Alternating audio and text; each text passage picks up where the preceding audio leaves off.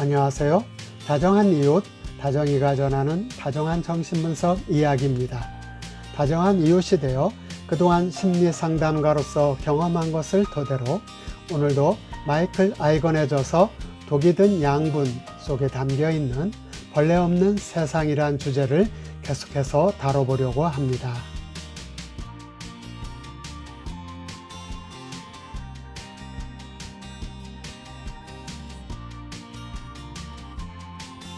내가 살아있다는 것은 누군가에게는 성가시고 귀찮은 존재가 되는 것이며, 또한 내가 누군가를 사랑한다는 것은 그 대상으로부터 성가심을 감당해야만 하는 과제가 발생합니다.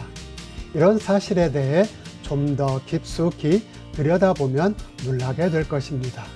특히 아이들의 생기발랄하고 살아있는 모습은 모든 부모들이 기대하고 있는 것이지만, 아이들의 활발한 운동성은 부모들의 인내심의 한계를 시험하듯 무자비한 파괴를 수반하고 있기에 커다란 도전이 아닐 수 없습니다.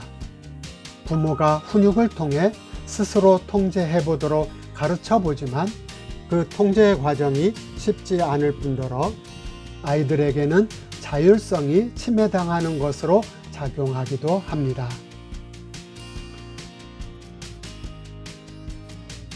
주의력 결핍 과잉 행동 ADHD란 진단을 받은 한 아이가 있었습니다. ADHD는 제가 자주 언급하는 내용이면서 요즘 학교에서 선생님들이 어려움을 겪는 대표적인 사례이기도 합니다. 이 아이도 학교 생활에서 주의력이 결핍되어 수업이 크게 방해가 되었고, 지나친 행동으로 인해 친구들과 잦은 다툼이 발생되는 어려움이 있었습니다. 아이는 강박적인 성향이 강한 엄마와 외할머니의 돌봄 속에서 성장했습니다. 돌보는 사람의 강박적인 성향 때문에 하나도 아닌 두 사람에게서 아이는 늘 자신의 행동을 통제당해야만 했습니다. 아기가 세상을 향해 뻗어갈 때마다 늘 엄마와 할머니로부터 지지! 라는 말로 통제를 당했고, 세상을 모험으로 즐겼던 아이의 몸은 더럽혀졌다면서 짜증스러운 잔소리와 함께 강제로 씻김을 당해야만 했습니다. 이렇게 성장하면서 아이는 자신이 발견한 신비한 세상에 대해서 전혀 교감과 반영을 받지 못했으며, 자신이 한 행동에 대해서는 무엇인가 잘못된 것으로만 여겨졌습니다. 그리고 아이는 오랜 세월 자신도 모르는 알 수 없는 분노를 아이의 내면 세계에 축적시켜 갔으며, 나타난 결과는 ADHD였습니다.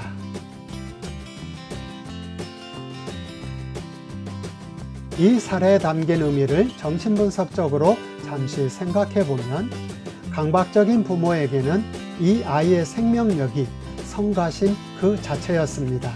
때문에 아이는 살아있는 자신의 정서적 세계를 파괴적이거나 잘못된 것으로 인식할 수밖에 없었으며, 그로 인해 부정적인 자기상을 형성할 수밖에 없었습니다.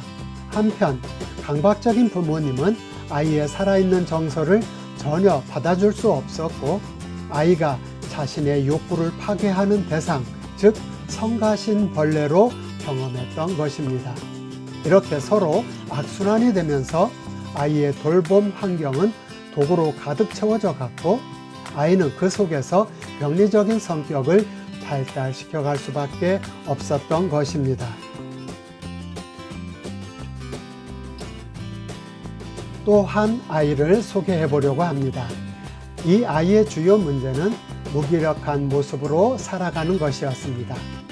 늘 어깨는 축 처져 있었고, 말소리도 모기소리만큼 힘이 없었으며, 하고 싶은 것도 먹고 싶은 것도 하나 없는 무기력한 아이였습니다. 어찌 이리 되었을까요? 엄마는 아이가 기질적으로 약하게 태어났다고만 기억하고 있었습니다. 과연 그랬을까요?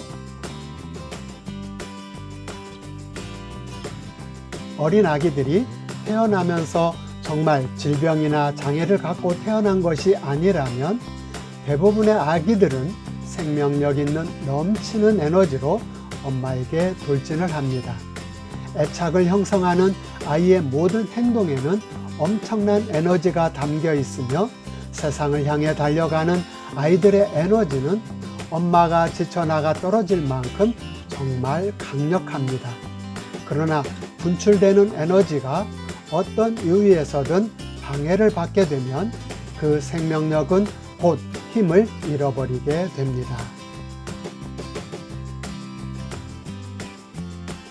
이 아이도 엄마가 일찍 유방암에 걸려 아이를 잘 돌볼 수가 없었으며 어린아이는 엄마가 투병 생활을 하는 동안 엄마를 돌봐야만 했습니다.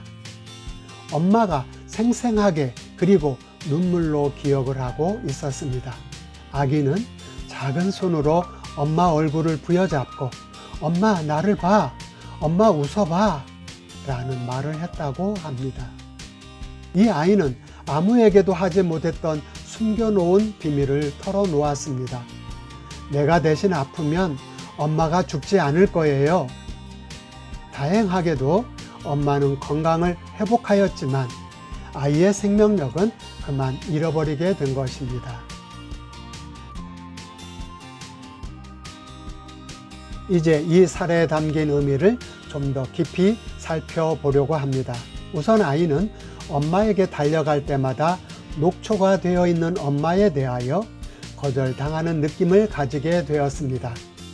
엄마와 놀 수 없는 아이, 또 엄마를 힘들게 하지 마라는 아빠의 단속 속에 아이는 스스로 엄마를 기쁘게 할 수 없는 존재라는 부정적 인식이 내면 세계에 깊숙이 자리 잡게 되었습니다. 그리고 자신의 생명력이 엄마를 힘들게 한다는 왜곡된 인식과 경험으로 인해 자신의 활기찬 생명력을 더 이상 가질 수 없게 되었던 것입니다. 한편 반응을 할 수 없거나 최소한으로만 반응할 수밖에 없는 엄마의 정서적 상태로 인해 아이는 엄마와 정서적 교류를 가질 수 없었으며 이로 인해 사람들과 정서적 유대 관계에서 적극적인 자세를 취하기보다는 항상 있는 듯 없는 듯 조용한 태도를 취했고 그 태도가 자신의 무기력한 모습을 가진 성격으로 굳어졌던 것입니다. 그리고 남들과 교류를 하기보다는 혼자 있는 것을 더 편하게 생각했고 정서적 충격을 받지 않기 위해 늘 무감각한 상태에 머물러 있었던 것입니다.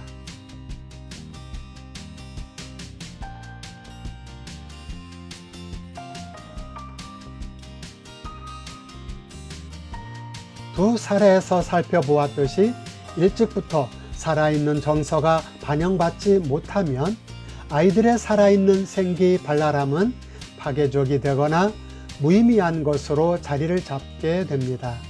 가장 바람직한 것은 아이들의 살아있음이 부모들을 더욱 살아있게 만들어주는 것이며 부모들의 살아있음은 아이들의 정서를 받아주면서 서로 공감대를 이루어가는 것입니다. 그렇게 될 때 선순환이 되어 아이들의 살아있음은 생명력으로서 온전히 발달하게 되는 것입니다.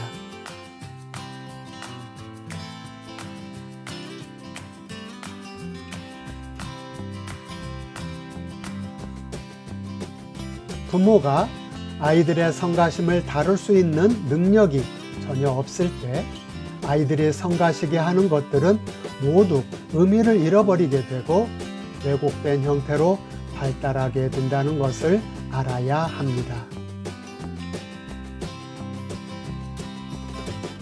첫 번째 사례에서 아이는 엄마에게 그리고 가정에서 인정받는 것을 포기하고 자신의 살아있음을 학교에서 펼쳐가기 위해 몸부림을 치고 있는 것입니다.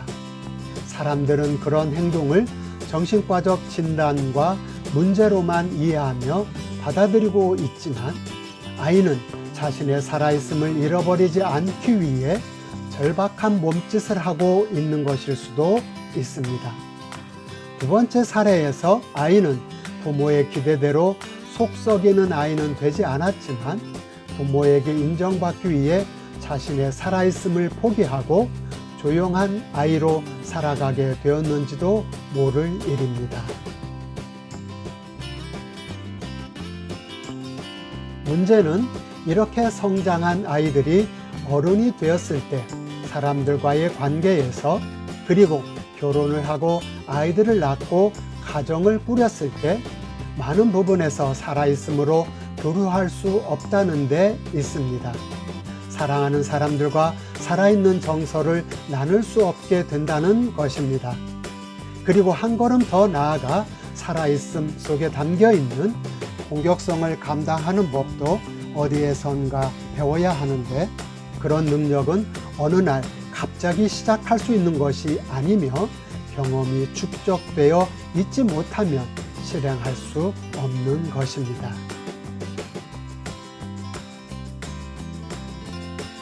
여기까지 벌레를 감당할 수 없어 불행하게 된 두 개의 상담 사례를 살펴보며 아이들의 살아있음과 성가심을 부모들이 감당하는 것이 얼마나 중요한 것인지 그 의미를 잠시 살펴보았습니다. 다음 시간에는 다른 주제와 내용으로 만나 뵙도록 하겠습니다. 좀 더 자세한 내용을 알고 싶은 분은 한국심리치료연구소에서 2009년도에 발간된 마이클 아이건의 독이 든 양분을 보시면 도움이 되겠습니다.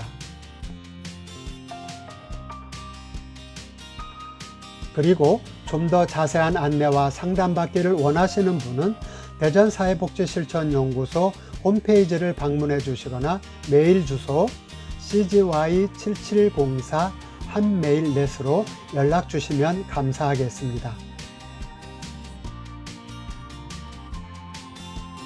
이 영상을 보시는 모든 분들이 좀 더 행복할 수 있기를 기원하며 변함없는 진실함으로 여러분에게 다가가겠습니다.